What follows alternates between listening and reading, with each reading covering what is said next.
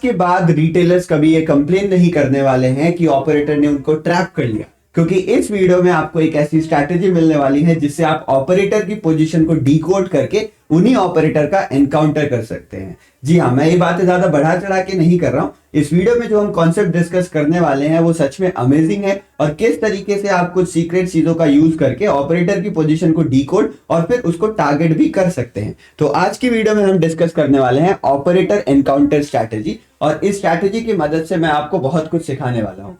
ये स्ट्रैटेजी अब तक पेड बिका करती थी, तो अभी इस स्ट्रैटेजी को आप जरूर देखिएगा, क्योंकि मुझे पता है जब वीडियो कुछ फ्री में, कोई नॉलेज फ्री में मिल जाता है, वीडियो बड़ी रहती है, नॉलेज फ्री में मिला तो लोग ध्यान नहीं देते हैं। लेकिन अगर आप इस स्ट्रैटेजी में ध्यान दोगे तो आपको एक नया कोई नजरिया मिलेगा मार्केट को देखने का, और वो नजरिया आपको हेल्प करने वाला है। तो चलिए स्टार्ट करते हैं। नमस्कार, मेरा नाम है शिवम मिश्रा, आप सभी का एफटीएस में स्वागत है। Let's begin this video and understand the operator encounter strategy.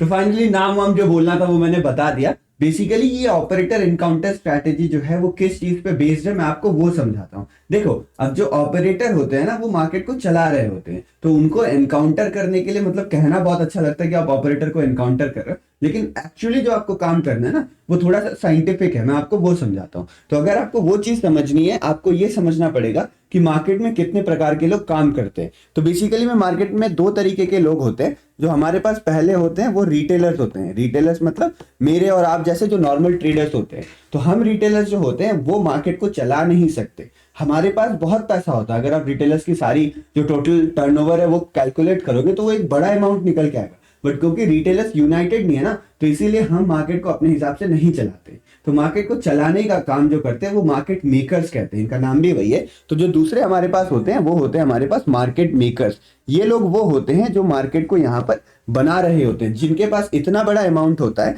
जो अगर कलेक्टिव तरीके से मार्केट में लगता है तो मार्केट में कोई एक मोमेंटम आ जाती है। तो ये जो दो लोग हैं, रिटेलर और मार्केट मेकर्स, इन्हीं के बीच में संबंध आपको समझना है। मार्केट मेकर्स का क्या काम है? मार्केट मेकर्स मार्केट को बनाते हैं, तो यहाँ पे ये मार्केट को ऑपरेट करते हैं, इसीलिए इनको हम यहाँ पे ऑपरेटर भी बोलते हैं। और जो ये रिटेलर होते हैं ना, जो हमारे रिटेलर है वो केवल रिएक्ट करते हैं। तो हम क्या करते हैं, हम इनको देखते हैं और ये जिस हिसाब से मार्केट को ऑपरेट करते हैं उस पर हम रिएक्शन करते हैं। मान लो अगर ब्रेकआउट दिखा रही है तो हम बाइंग का प्लान करते हैं, अगर डाउन ट्रेंड में मार्केट को ले जा रहे हैं हम सेलिंग का प्लान करते हैं। तो हमारा काम केवल और केवल रिएक्शन का होता है। लेकिन क्या एक रिटेलर रिएक्शन के आगे बढ़ के भी कुछ कर सकता है? ये मेरा बहुत बड़ा सवाल है।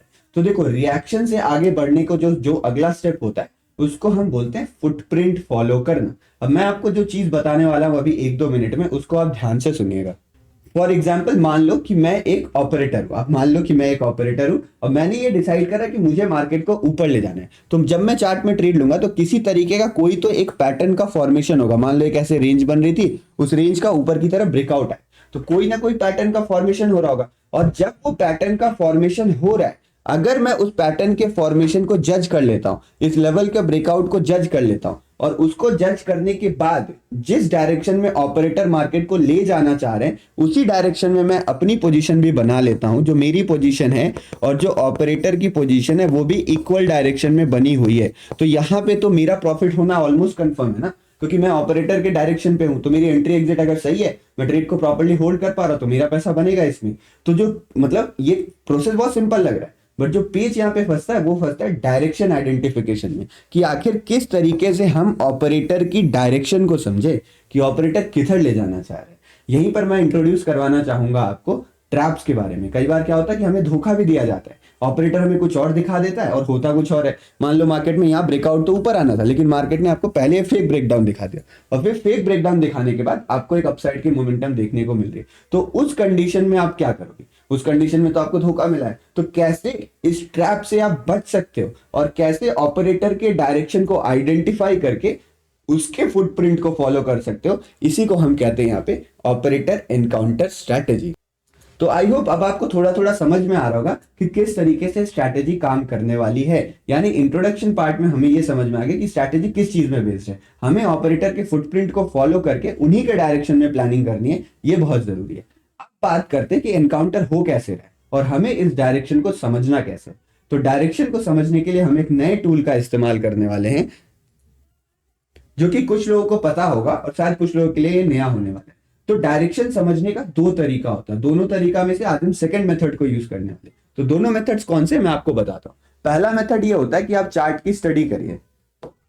तो पहला मेथड हमारे पास होता है हम चार्ट की स्टडी करें। चार्ट की स्टडी मतलब हम टेक्निकल एनालिसिस को फॉलो करें, सपोर्ट, रेजिस्टेंस, ये सारी चीजों की मदद से हम समझे कि ऑपरेटर का पोजीशन किस डायरेक्शन में बन सकता है, और अगर हम वो समझ जाते हैं तो उसी के बेसिस पे हम प्लान करें। ये मेथड ट्रेडर्स के अमाउंट बहुत ज्यादा पॉपुलर है और बहुत सारे लोग इसका यूज करते हैं। ये वाली अगर आप देखोगे तो मैंने बहुत सारी वीडियोस भी इसके ऊपर डाल रखी है। लेकिन अभी जो दूसरा मेथड है ना, वो मेथड थोड़ा सा अलग है। तो उस मेथड में हम क्या करते हैं, उस मेथड में हम यहाँ पे OI डेटा का यूज करते हैं। OI डेटा क्या होता है मैं आपको बताता हूं, लेकिन हम यहाँ पे OI डेटा डिकोडिंग करते हैं, और डेटा डिकोडिंग की मदद से हम ये समझने की कोशिश करते हैं कि ऑपरेटर का डायरेक्शन क्या है, ऑपरेटर किस तरीके से अपनी पोजीशन को मैनेज कर रहा है। अगर हमें एक बार उनका डायरेक्शन पकड़ में आ गया तो फिर हम चार्ट के ही कुछ सिग्नल्स की मदद से, मान लो चार्ट में कोई हमने सिग्नल्स देख लिया और उस सिग्नल्स की मदद से हम उस डायरेक्शन में प्लान कर सकते हैं। तो डायरेक्शन समझने के लिए, ऑपरेटर की पोजीशन को समझने के लिए हम यहाँ पे OI डेटा डिकोडिंग का इस्तेमाल कर रहे हैं। अब ये OI डेटा डिकोडिंग है क्या? अगर आपने इसकी बात सुनी हुई तो बहुत अच्छी बात है, अगर नहीं सुनी है तो आगे के सेशंस को ध्यान से सुनते रहिएगा। मुझे लगता है ये वीडियो आपको पसंद आ रही होगी, आपको सीखने समझने कुछ मिल रहा है तो लाइक जरूर करिएगा, और अगर आप ऐसे ही इंटरेस्टिंग और नॉलेजेबल वीडियो चाहते हैं तो चैनल को सब्सक्राइब भी कर सकते हैं। तो चलिए इस सेक्शन में समझते हैं कि किस तरीके से हम डेटा को डिकोड कर सकते हैं। अब स्टॉक मार्केट में डेटा होता क्या है, पहले ये तो समझो, फिर तो आप समझोगे ना डिकोड किसको करना है। तो डेटा बेसिकली हम किसको बोलते हैं, तो देखिए जहां भी हम ट्रेड करते हैं ना, मान लो हम इंडेक्स में ट्रेड करें, जहां भी हम फ्यूचर एंड ऑप्शंस में ट्रेड लेते हैं, फ्यूचर एंड ऑप्शंस मतलब जहां आपके पास जो फ्यूचर या ऑप्शंस की पोजीशन का डेटा हो या ट्रेडिंग होती है। तो अभी हमारे पास एक ऐसा बंदोबस्त हो रखा है, एक ऐसा अरेंजमेंट हो रखा है जिसमें जो हमारा, जैसे आप मान लो निफ्टी में ट्रेड करो, तो निफ्टी में नेशनल स्टॉक एक्सचेंज के अंडर निफ्टी आता है। तो नेशनल स्टॉक एक्सचेंज आपको डेटा प्रोवाइड करता है। वो डेटा किस चीज का प्रोवाइड करता है? वो आपको डेटा प्रोवाइड किया जाता है कि अभी करंट सिचुएशन में मार्केट में हमारे पास कितने कॉन्ट्रैक्ट्स ओपन है। तो जितने भी ओपन कॉन्ट्रैक्ट्स रहते हैं ना, या सिंपल भाषा में कहूं जितनी भी ओपन पोजीशंस रहती हैं, तो इन सारे ओपन पोजीशंस का डेटा आपको प्रोवाइड किया जाता है बाय नेशनल स्टॉक एक्सचेंज। तो अगर इस ओपन पोजीशंस के डेटा को आप स्टडी करते हो ना, तो आपको डायरेक्शन का आइडिया लगना शुरू हो जाएगा। मैं ऐसा आपको क्यों बता रहा हूं, क्योंकि देखो ये जो ओपन पोजीशंस बनती है ना, इस ओपन पोजीशंस में दोनों लोगों का हाथ रहता है, रिटेलर का भी हाथ रहता है और जो हमारे मार्केट मेकर है उनकी भी पोजीशन रहती है। लेकिन ये जो मार्केट मेकर की पोजीशंस होती है ना, वो ज्यादा मात्रा में होती है। तो यहाँ पे जो आप ऑप्शंस का जो डेटा आपके पास आता है, ये जो डेटा आप डिकोड करोगे तो आपको ये चीज क्लियर हो जाएगा कि रिटेलर जो है वो बहुत कम नंबर्स में है और मार्केट मेकर्स की पोजीशन ज्यादा है। तो जिस हिसाब से आपको डेटा दिख रहा है, हम ये अज्यूम करके चलते हैं कि वो डेटा के, उस डेटा को बनाने के पीछे एक बहुत बड़ी पोजीशंस वो मार्केट मेकर्स की लगी हुई। तो आप मार्केट मेकर्स की एग्जैक्ट पोजीशन को समझ सकते हो कि आप वो अभी क्या सोच रहे हैं, वो मार्केट में पॉजिटिव सोच रहे हैं, नेगेटिव सोच रहे हैं, कौन से लेवल पे वो किस चीज की प्लानिंग कर रहे हैं। तो वो हमें समझ में आ जाता है अगर हम इस डेटा को स्टडी करते हैं। तो डेटा डिकोडिंग बेसिक्स क्या है आपको समझ में आ गया होगा। अब इसमें क्या चीजें हैं मैं उसके बारे में आपको बताता हूं, और ऑपरेटर एनकाउंटर स्ट्रैटेजी में आपको कौन सा एक स्पेसिफिक डेटा देखना है मैं आपको वो बताता हूं। तो देखिए यहां पे जो हम स्पेसिफिक डेटा सीखने वाले हैं ना, वो है ओपन इंटरेस्ट का डेटा। तो इसको हम क्या बोलते हैं, इसको हम ओपन इंटरेस्ट बोलते हैं, जिसको शॉर्ट फॉर्म में हमारे पास OI डेटा भी बोला जाता है। तो ये ओपन इंटरेस्ट का डेटा, OI डेटा क्या होता है और यहां हमें क्या यूजफुल इंफॉर्मेशन देखने को मिलती है, एक बार वो समझने की कोशिश करते हैं। तो ओपन इंटरेस्ट का जो डेटा होता है वो आपको बताता है कि जो भी आप स्टॉक या इंडेक्स देख रहे हो उसमें कितनी ओपन ऑप्शन सेल की पोजीशंस हैं। अब मैं आपको दोबारा से रिपीट करता हूं, क्या बताता है? ये बताता है पहली चीज कितनी ओपन पोजीशंस हैं। ओपन पोजीशन किस चीज की? ओपन पोजीशन ऑप्शन राइटिंग की। अब ऑप्शन राइटिंग को सिंपल भाषा में ऑप्शन सेलिंग भी बोलते हैं। तो अगर आप ऑप्शन ट्रेडिंग से अवगत हैं तो आपको पता होगा दो तरीके के हमारे पास ऑप्शंस होते हैं। एक हमारे पास होता है कॉल ऑप्शन और दूसरा हमारे पास होता है पुट ऑप्शन। तो कॉल और पुट ऑप्शन को सेल भी किया जा सकता है, बाई भी किया जा सकता है। तो जो बाई किया हुआ डेटा रहता है वो हमें नहीं दिखाया जाता है, जो ऑप्शन सेल किया हुआ डेटा होता है वो हम यहाँ पे देख सकते हैं, वो हम यहाँ पे रीड कर सकते हैं। कैसे देखना है, कैसे रीड करना है वो मैं अभी आपको बताऊंगा। तो ये ऑप्शन सेलिंग का डेटा रीड करके हम ये जज करने की कोशिश करते हैं कि कौन से लेवल्स पे मार्केट मेकर्स की किस तरीके की पोजीशन बनी हुई है, और इसी पे ये स्ट्रैटेजी बेस्ड है। इसी के बाद हम जो नेक्स्ट अपनी चीजें उस पर इस स्ट्रैटेजी के हिसाब से काम करते हैं। तो मैं वो सब आगे बताऊंगा, लेकिन यहाँ पे एक चीज मैं आपको बता देना चाहता हूँ आगे बढ़ने से पहले कि यहाँ पे तो हमने केवल एक डेटा के बारे में स्टडी करा, बट अगर आपको लग रहा है ना कि यार ये डेटा डिकोडिंग कुछ तो बढ़िया चीज है, मुझे ये सीखनी चाहिए, डेटा डिकोडिंग के अगर पूरे कोर्स की आप बात करोगे तो ये लोग आपको 20,000 25,000 कुछ लोग तो 50,000 1 लाख में भी ये सिंपल डेटा डिकोडिंग के कोर्स सेल कर रहे हैं। लेकिन ये पूरा डेटा डिकोडिंग का कोर्स जिसमें ये स्ट्रैटेजी का बेसिस तो है ही है, बट इसके साथ साथ आपको और 25 वीडियोस फ्री में मिलने वाली हैं, वो आप फ्री में ले सकते हो। अगर आप डिस्क्रिप्शन में दिए गए किसी भी जो भी लिंक दिया हुआ है ना उससे आप अकाउंट ओपन करवाते हो तो आपको FTS यानी जो फील्डलेस ट्रेडर शो में, इसमें हम बहुत सारे मिनी कोर्सेज की प्लानिंग कर रहे हैं जिसमें डेटा डिकोडिंग का कोर्स ऑलरेडी अवेलेबल है, तो फ्री में एक कोर्स आप अवेल कर सकते हो। आपको केवल अकाउंट से मतलब नीचे दिए गए लिंक से अकाउंट ओपन करवाना है डीमेट, और उसमें आपको ट्रेड्स प्लान कर मतलब उसको एक्टिवली मैनेज करना है अकाउंट को, तो आप हमारी टीम को मैसेज कर दीजिएगा, वो आपको गाइड कर देंगे और आपको प्रीमियम ग्रुप भी मिलेगा जिसमें कॉल टिप्स नहीं आती बट लर्निंग की वीडियोस आती है, और प्लस आपको हमारा ये जो फ्री डेटा डिकोडिंग का कंप्लीट कोर्स है वो भी मिलेगा। तो चलिए बाकी इसकी डिटेल मैं बाद में बता दूंगा, आगे बढ़ते हैं और समझते हैं कि आखिर OI डेटा रीड कहां से करना है, कैसे करना है। तो मैं आपको एग्जांपल ले चलता हूं और फिर वो देखेंगे रीड कैसे करना है और फिर समझेंगे इस स्ट्रैटेजी पे काम कैसे करना है। Let's move on to next part. तो देखिए आप प्रैक्टिकल एग्जांपल देखते हैं कि आखिर ये डेटा आपको मिलता कहां पे और आपको इस डेटा को रीड कैसे करना है। तो यहाँ पे मैं सेंसिबल की वेबसाइट में आ गया हूँ, आप यहाँ पे देख पा रहे हो, ये मेरे पास सेंसिबल की वेबसाइट है इस जगह के आसपास। तो यहाँ पे सेंसिबल की वेबसाइट में आप एनालाइज सेक्शन में जाना, जब आप यहाँ पे एनालाइज सेक्शन में जाओगे तो आपको यहाँ पे एक ऑप्शन दिखेगा ओपन इंटरेस्ट का, तो आपको इसमें क्लिक कर लेना, ये जो ओपन इंटरेस्ट का ऑप्शन है। तो इसमें अगर आप क्लिक कर लेते हो तो आपके सामने एक ऐसी यहाँ पे विंडो ओपन हो जाएगी। जो ये विंडो हमारे पास ओपन हो रही है, इसी विंडो में हमें वो डेटा को रीड करना है। देखो डेटा सेंसिबल भी फ्री है, इसमें आप ऑप्शन चेन फ्री में देख सकते हो, इसलिए मैंने आपको इसका एग्जांपल ले लिया। कहीं भी आपको पैसे देने की जरूरत नहीं है, ये आप NSE की वेबसाइट में भी देख सकते हो, बट NSE की वेबसाइट में ना विजुअलाइजेशन ढंग से नहीं हुआ। अगर आप NSE की वेबसाइट में जाते हो तो उनमें ऐसा ऑप्शन चेन आता है ना, वो आपने देखा ना पीली सफेद पट्टी रहती है, तो उसमें विजुअलाइजेशन बढ़िया नहीं हो पाता। इसमें आपको सही से विजुअलाइज हो जाएगा डेटा, इसलिए मैंने इसका एग्जांपल लिया। बाकी आप कोई भी फ्री रिसोर्स है उसका इस्तेमाल कर सकते हो, मैं किसी भी चीज का प्रमोशन नहीं कर रहा हूँ, पैसे देने की कहीं भी जरूरत नहीं, फ्री ये डेटा आपको अवेलेबल रहता है सारे रिटेलर्स को।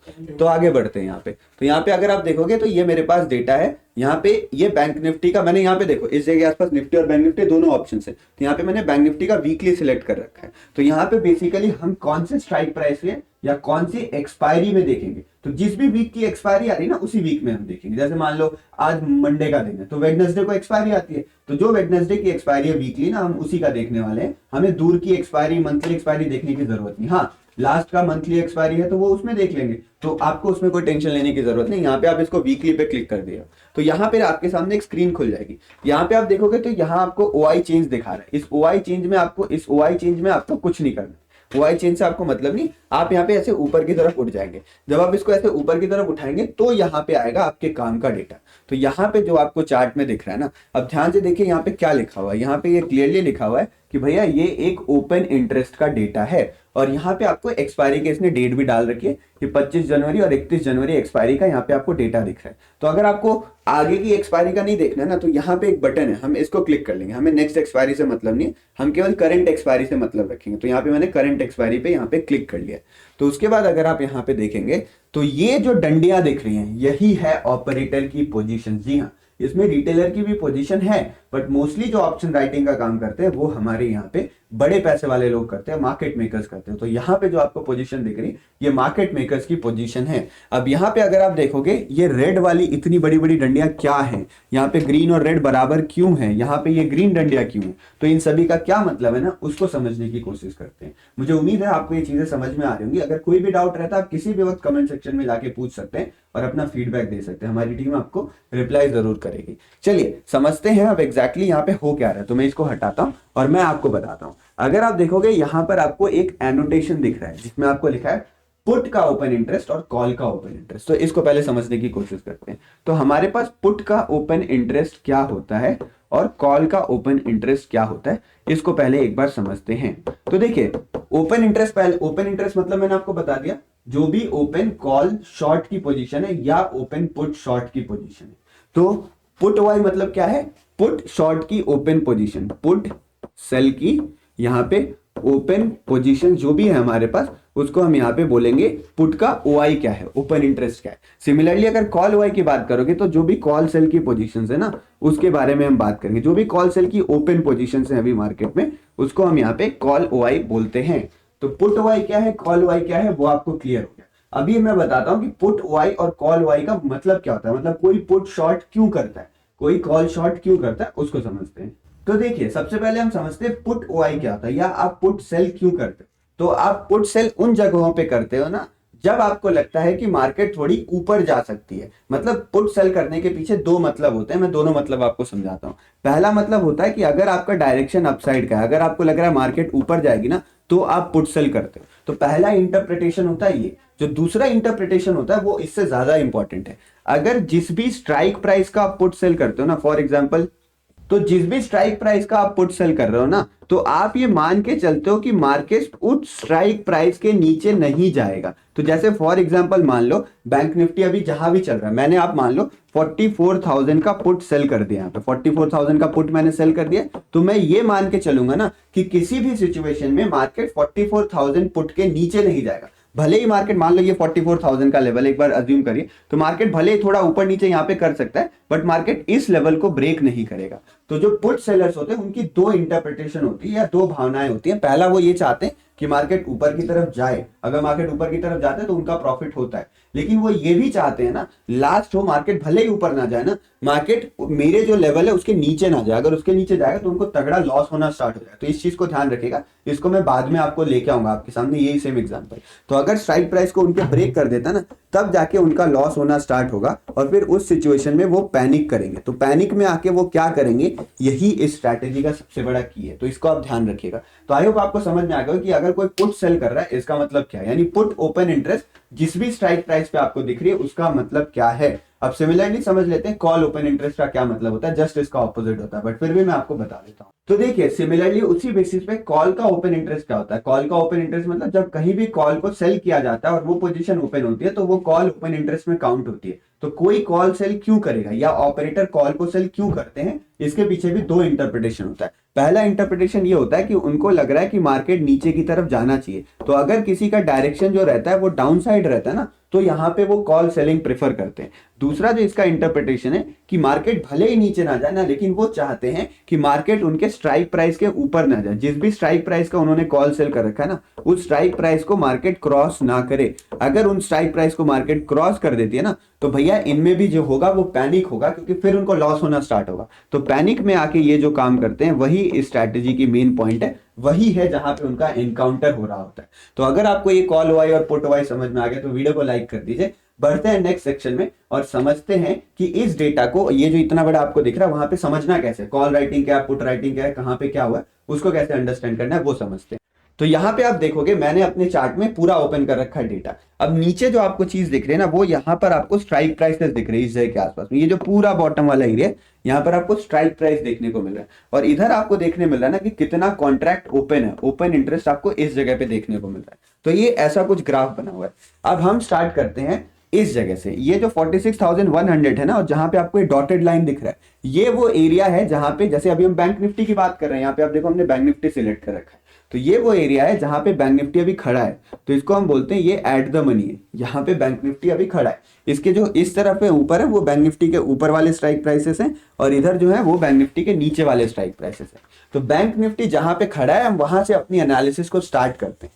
तो अगर आपको यहाँ पे आगे की तरफ बढ़ना है, तो जब आप आगे की तरफ बढ़ते हो, यानी मान लो ये है 46,100 का लेवल, तो मैं एक बार चार्ट ड्रॉ करता हूं। तो फॉर एग्जांपल ये मान लीजिए मेरे पास क्या है 46,100 का लेवल। तो अगर इससे ऊपर बढ़ते हो तो क्या आएगा, 46,200 आएगा, 46,500 आएगा। तो ऐसे ऊपर के एरियाज आते हैं ना, तो ऊपर के एरियाज में हमेशा आपको रेजिस्टेंस ढूंढना है। मतलब मैं ये कहना चाह रहा हूं कि ऊपर के एरिया में आपको ये ढूंढना है कि मार्केट में रेजिस्टेंस कहां कहां पे है। तो वो रेजिस्टेंस आपको कैसे मिलेगा अभी 2 मिनट में बताता हूं, लेकिन आपको रेजिस्टेंस ढूंढने का काम करना है। और जो नीचे के एरियाज हैं, फॉर एग्जांपल आप मान लो जो यहाँ पे 46,000 का एरिया है या इससे नीचे का एरिया है, तो इन एरियाज में आपको सपोर्ट ढूंढना है। तो ये जो सपोर्ट और रेजिस्टेंस आपको मिल रहा है ना, ये वही लेवल्स है जहां पे ऑपरेटर की पोजीशन फंसी हुई है, जहां पे उनकी जान अटकी हुई है। तो अगर आप उसको सही से आइडेंटिफाई कर लेते हो ना, तो फिर जो नेक्स्ट स्टेप में हम एनकाउंटर की प्लानिंग करेंगे वो आप कर पाओगे। तो फॉर एग्जांपल ये 46,100 से हम आगे की तरफ बढ़ते हैं। तो अगर आप आगे की तरफ बढ़ोगे तो ये जो छोटी छोटी डंडियां ना, इसको आपको इग्नोर करना है। यहाँ पे कोई भी बड़ी पोजीशन नहीं बनी। अगर बड़ी पोजीशन नहीं बनी हुई है तो उसमें हो सकता है रिटेलर का हाथ ज्यादा हो सकता है मार्केट मेकर उसमें ज्यादा ना इन्वॉल्व हो। तो जहां बड़ी पोजीशन बनती है ना, मामला वहीं आके फंसता है। तो चीज जो पहली बार हमारे पास फंस रही है वो यहाँ पे फंस रही है। तो यहाँ पे मैं आपको बता देता हूँ, ये जो रेड वाली डंडियां है ना, जैसे देखो ऊपर आपको लिखा हुआ है, जो रेड वाली डंडियां हैं, रेड रेड कलर मतलब जो है वो हमारे पास कॉल की ओआई है, कॉल की ओपन इंटरेस्ट है। मतलब ये हमारे पास एक रेजिस्टेंस है, जो रेड वाला एरिया है वो हमारे पास एक रेजिस्टेंस है, और जो ग्रीन वाला हमारे पास एरिया है वो ग्रीन वाला एरिया हमारे पास ओपन जो है हमारे पास वो पुट की ओआई है। तो पुट की ओआई मतलब वो एक सपोर्ट की तरह काम करता है। तो ये चीज आपको यहाँ पे ध्यान रखना है। अब इस चीज को ध्यान रखते हुए आगे बढ़ते हैं और देखते हैं हमारे पास पहला रेजिस्टेंस हमको कहाँ मिल रहा है। तो अगर आप इस पोजीशन पे आके देखते हो, फॉर एग्जांपल मैं इसको यहाँ पे ऐसे टच करता हूँ, तो देखो अगर मैं आप इसको टच कर रहा हूँ तो यहाँ पे आपको क्या दिख रहा है, इस जगह पे, इस जगह पे आपको दिख रहा है कि जो स्ट्राइक प्राइस है वो 46,500 की है। यहाँ पे जो कॉल का ओपन इंटरेस्ट है ना वो 22 लाख है। क्या है, कॉल का ओपन इंटरेस्ट जो है वो हमारे पास 22 लाख है। जो पुट का ओपन इंटरेस्ट है ना वो 7 लाख का है। तो कॉल साइड मेरे पास है 22 लाख, पुट है मेरे पास 7 लाख के आसपास। अब आप इनको अगर सब्ट्रैक्ट करोगे तो आपके पास कितना आएगा, 15 लाख के आसपास आएगा ना। तो ये जो 15 लाख पोजीशन है और ये एक्स्ट्रा किस तरफ है, एक्स्ट्रा कॉल के तरफ है ना, तो ये 15 लाख की जो एक्स्ट्रा पोजीशन है कॉल साइड में, इसी को हम कहते हैं नेट वैल्यू। और आपको हर स्ट्राइक प्राइस में जाके ना ये नेट वैल्यू कैलकुलेट करनी है। अगर नेट वैल्यू कॉल के तरफ ज्यादा रहेगी, ध्यान से सुनिए, अगर नेट वैल्यू कॉल की तरफ ज्यादा रहेगी तो वो लेवल रेजिस्टेंस रहेगा। अगर नेट वैल्यू सपोर्ट की तरफ ज्यादा रहेगी तो वो लेवल रहेगा मेरे पास सपोर्ट का। तो ये चीज क्लियर हो गई। तो इससे हमें पता चलता है कि ये वाली जो स्ट्राइक प्राइस है 46,500 की जो स्ट्राइक प्राइस है वो मेरे लिए एक इंपॉर्टेंट रेजिस्टेंस की तरह काम कर रही है। अब आगे बढ़ते हैं, ये तो आपने देख लिया यहाँ पे। अब अगर आप अगली वाली स्ट्राइक प्राइस देखते हो, इसके बाद अगर आप स्ट्राइक प्राइस देखते हो तो वो कौन सा है हमारे पास, वो वाली जो हमारे पास स्ट्राइक प्राइस है वो ये है। यहाँ पे आप देखो इससे भी एक बड़ी डंडी बनी हुई है। तो ये वाली जो स्ट्राइक प्राइस है ये हमारे पास 47,000 की स्ट्राइक प्राइस। तो देखो ये 47,000 की स्ट्राइक प्राइस है, तो यहाँ भी हमारे पास 29 लाख के आसपास और 6 लाख के आसपास। तो अगर आप यहाँ पे सब्ट्रैक्ट करते हो तो 29 माइनस 6 कितना होता है, 23 होता है। तो यहाँ पे आप बस 23 लाख के आसपास आपको कॉल के साइड पोजीशन ज्यादा देखने को मिलती है। तो यानी ये वाला जो लेवल है, ये वाला, ये इससे भी बड़ा रेजिस्टेंस है। तो इस तरीके से आपको सबसे पहले रेजिस्टेंस ढूंढना है। अब इसी तरीके से आप अगर पीछे आते हो तो आपको सपोर्ट्स भी ढूंढने हैं। तो अगर सपोर्ट्स हम ढूंढते हैं तो चलो यहां से स्टार्ट करते हैं। इस जगह पे देखो, इस जगह पे अगर आप देखोगे ना तो आपको दोनों डंडियां बड़ी दिख रही होंगी। अगर आप इस जगह पे ध्यान से देखो तो इस जगह पे आपको दोनों डंडियां बड़ी दिख रही हैं। मतलब यहाँ पे जो कॉल की पोजीशन है वो भी 19 लाख के आसपास है और पुट की पोजीशन भी 22 लाख है। लेकिन अगर आप दोनों को सब्ट्रैक्ट करते हो तो आपको क्या दिख रहा है यार, लगभग 2-3 लाख के आसपास, 3 लाख के पास, 3 लाख के आसपास एक्स्ट्रा पुट साइड में आपको पोजीशन बनी हुई दिख रही है। तो 3 लाख के आसपास की जो पोजीशन होती है ना वो इनसिग्निफिकेंट होती है। तो इतनी छोटी पोजीशंस को हमको ध्यान नहीं देना है। तो यहाँ पे जो ये वाली पोजीशन बनी हुई है ये हमारे काम का नहीं है। यहाँ पे ऑपरेटर ने एक साइडवेज पोजीशन बनाई हुई है, और जहां पे मार्केट में साइडवेज पोजीशन होती है वहां पे ट्रैपिंग के चांसेस ज्यादा होते हैं या मार्केट एक नो ट्रेडिंग जोन में फंसा रहता है। तो ये हमारे काम की नहीं है। एनकाउंटर करने के लिए हमें एक दमदार पोजीशन की जरूरत है जहां पे अच्छा खासा पोजीशन बना। जो ऐसे न्यूट्रल पोजीशन है वहां पे पोजीशन हेज्ड रहती है, वहां से हमें कोई मतलब नहीं। पीछे की तरफ आते हैं। तो अगर आप पीछे की तरफ आओगे तो आपको नेक्स्ट क्या देखने को मिल रहा है, नेक्स्ट यहाँ पे जो देखने को मिल रहा है वो है हमारे पास ये वाला एरिया। इस वाले एरिया में हमको पुट राइटिंग दिख रही है और इस वाले एरिया में भी हमको थोड़ी पुट राइटिंग दिख रही है। तो ये मेरे पास क्या हो गया, ये मेरे पास हो गया रेजिस्टेंस 1, ये मेरे पास क्या हो गया, रेजिस्टेंस 2 हो गया। तो सिमिलरली ये मेरे पास हो गया सपोर्ट 1 और ये मेरे पास हो गया सपोर्ट 2। तो अभी चार्ट में, मतलब बैंक निफ्टी के पूरे चार्ट में मैंने 4 इंपॉर्टेंट लेवल्स ढूंढ लिए हैं। तो ये तरीका होता है लेवल्स ढूंढने का। अब जब आप ये लेवल्स ढूंढ लेते हो ना तो आपको बैंक निफ्टी में के चार्ट में चल के इन लेवल्स की मार्किंग करनी है। अब उस मार्किंग पे आते हैं और समझते हैं कि किस तरीके से आप फाइनल स्टेप में आप एनकाउंटर को अंजाम दे सकते हो, किस तरीके से आप इसको समझ सकते हो कि पोजीशंस का क्या हो रहा है। तो चलिए बढ़ते हैं आगे। तो देखिए अब हमको नेक्स्ट स्टेप में अपने चार्ट पे आना है और मैं यहाँ पे अपने चार्ट पे आ चुका हूँ। ये मेरे पास निफ्टी बैंक का चार्ट है। चार्ट का टाइम फ्रेम हमें 15 मिनट रखना है, क्योंकि एक चीज का आप ध्यान रखिएगा, आप यहाँ पे जो भी लेवल्स फाइंड आउट कर रहे हो ना, ये स्ट्रैटेजी डेली नहीं बनेगी, बट जब बनेगी तो आपको बड़ा मूवमेंट मिलेगा। क्योंकि अगर मार्केट साइडवेज रहता है तो वैसे ही ऑप्शंस में मूवमेंट अच्छी नहीं मिलती। तो इसमें हम मोस्टली एक इंपॉर्टेंट लेवल का ब्रेकआउट ट्रेड करें जो 2-3 दिन में एक बार आता है। तो इस स्ट्रैटेजी पे आप नजर रखेंगे, बट डेली आप इस स्ट्रैटेजी पे आपको ट्रेड मिले ऐसी वो स्ट्रैटेजी नहीं। तो ये आपको ओवर ट्रेडिंग से भी बचाएगी। अगर आप चाहो तो पूरे मंथ में केवल इन्हीं स्ट्रैटेजीज को ट्रेड कर सकते हो। आपको 20-25 दिन का महीना होता है, ट्रेडिंग सेशंस की बात करो 20-22 दिन होते हैं, उसमें से आपको 10-12-15 दिन ये स्ट्रैटेजी मिल जाएगी। और जब भी मिलती है बड़ी मोमेंटम मिलती है तो इसको आप पोजिशनली भी कैरी कर सकते हो। तो डिस्कस करते हैं क्या है। तो जैसा मैंने आपको बताया था, आपको मैं वापस से याद दिला देता हूं कि हमने 2 लेवल डिसाइड करे थे। हमने जो रेजिस्टेंस का लेवल डिसाइड करा था वो हमने डिसाइड करा था 46,500 का, और जो दूसरा हमारे पास लेवल था वो हमारे पास था 47,000 का। तो अभी इन दोनों लेवल्स पे हम ध्यान देते हैं रेजिस्टेंस का। तो अगर आप चार्ट देखोगे आपको 46,500 का लेवल कहां पे दिख रहा है, तो यहाँ पे आप देखोगे ये 400 का है, और तो यहां पर आप अगर देखेंगे तो यहां पर आपको 46,500 का लेवल ये देखने को मिल रहा है। अब ये जो 46,500 का लेवल है, ये लेवल हमारे लिए बहुत जरूरी, क्योंकि यही हमने रेजिस्टेंस ड्रॉ किया था। लेकिन खाली ये लेवल इंपॉर्टेंट नहीं है। अब देखो, अगर आप एक सिंगल लेवल मार्क कर ले, तो मान लीजिए आप एक ऐसी लाइन लेके आते हो, इस तरीके से आपने इस लाइन को ड्रॉ कर लिया। अब इस सिंगल लाइन पे ना ट्रैपिंग के चांसेस बहुत ज्यादा रहेंगे, तो इसलिए हम क्या करते हैं, हम यहाँ पे एक जोन बना लेते हैं। तो जोन बनाने के लिए 50-50 पॉइंट के आपको बफर को यूज करना है। तो यहाँ पे मैं क्या करूंगा, 50 पॉइंट ऊपर का एक बफर ले लूंगा, 50 पॉइंट यहाँ पे नीचे का बफर ले लूंगा। तो अगर मैं यहाँ पे 50-50 पॉइंट के बफर को फॉलो करता हूँ तो मेरे पास वो जोन कौन सी बन के आएगी, तो मैं वो जोन एक बार ड्रॉ कर देता हूँ आपके लिए। तो वो जोन जो बन के आएगी, वो जोन बन के आएगी 46,000। यहाँ पे अगर आप देखोगे 50 पॉइंट ऊपर मतलब 550 और 50 पॉइंट नीचे मतलब 46,450। तो ये मेरे पास एक 100 पॉइंट की यहाँ पे रेंज बन के आ गई। तो अब आपको अपने चार्ट में 100 पॉइंट की रेंज को ड्रॉ कर लेना। तो एक बार हम उस रेंज को ड्रॉ कर लेते हैं। तो यहाँ पे हम इसको 4,000 या 450 से लेंगे और इस तरीके से हम इसको 550 तक इस रेंज को ड्रॉ करने वाले। तो ऑलमोस्ट मैं इसको अभी ड्रॉ कर ले रहा हूँ। तो ये जो मेरे पास रेंज बन के आ रही है, यही वो लेवल है जहां पे ऑपरेटर की पोजीशन फंसी हुई है। अब ऑपरेटर की पोजीशन फंसी हुई से क्या मतलब है, मेरी बात ध्यान से सुनिए। ऑपरेटर ने यहाँ पे क्या किया, ऑपरेटर ने यहाँ पे कॉल को सेल कर रखा है। तो ऑपरेटर क्या चाहता है कि मार्केट यहाँ से नीचे गिरे। तो मान लो अगर मार्केट यहाँ से ऐसे नीचे की तरफ गिर जाता है तो ऑपरेटर को कोई दिक्कत नहीं है, मार्केट में उनको कोई दिक्कत नहीं, उनका यहाँ पे पैसा बन रहा है। अब अगर ऑपरेटर की बात करो ना, तो ऑपरेटर भी बहुत तरीके के होते हैं। तो ऑपरेटर, जैसे आप सोचोगे यार ऑपरेटर ही मार्केट को चला रहा है, तो ऑपरेटर कैसे ट्रैप हो सकता है। तो बहुत तरीके के ऑपरेटर होते हैं ना। तो मान लो जिनकी शॉर्टिंग की पोजीशन है वो लोग ट्रैप होने वाले। तो ऑपरेटर कोई सिंगल आदमी नहीं होता, there are multiple big institutions जो मार्केट में काम कर रहे होते हैं। तो यहाँ पे अगर मार्केट नीचे जा रहा है तो कोई दिक्कत नहीं, ऑपरेटर को यहाँ पे कोई भी समस्या नहीं है।